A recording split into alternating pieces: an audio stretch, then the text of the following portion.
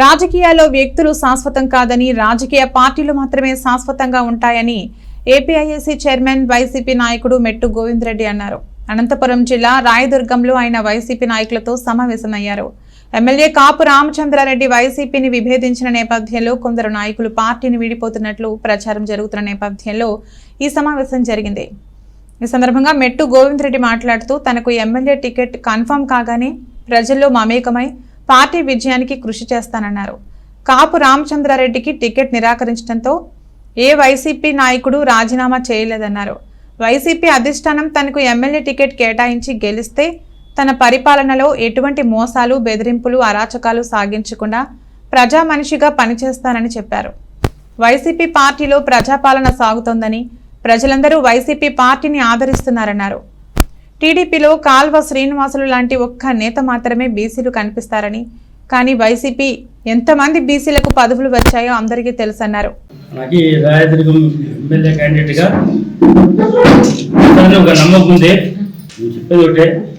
Party రాజకీయాల్లో వచ్చి party వ్యవస్థ ఇంపార్టెంట్ కానీ వ్యక్తి ఇంపార్టెంట్ కాదు. ఎంతమంది ఎమ్మెల్యేలు వస్తుంటారు సాధారణ ప్రక్రియ.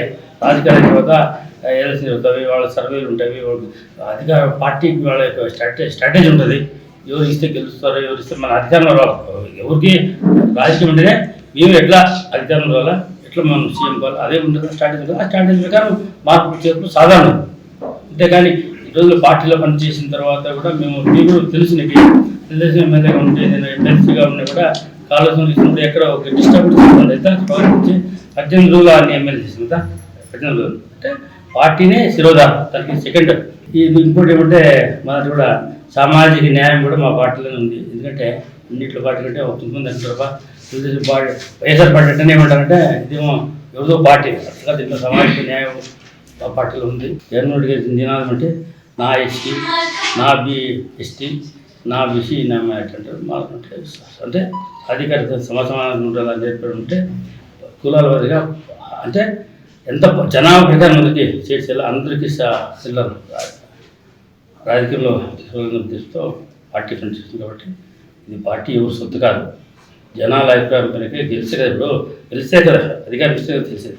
ఏం చెప్పేది ఏమంటే ఇప్పుడు టీడీపీ వాళ్ళు చెప్తూ ఉంటారు మేము అంత ఏమో 5 ఏళ్ళు ఏమో గొప్పలు చెప్తూ ఉంటారు, ఏమో చేసినాం. అంత కష్టపడి పనిచేసింటే అంత చిత్తుగా ఎందుకు కొట్టుతా చెప్పండి.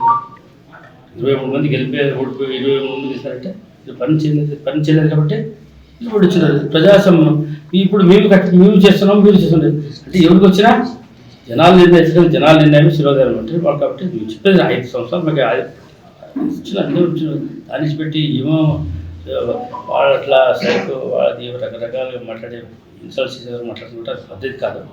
ప్రజాస్వామ్యం అంటే జనాలు అంతా ప్రతి ఒక్కటి వాచ్ చేస్తున్నారు.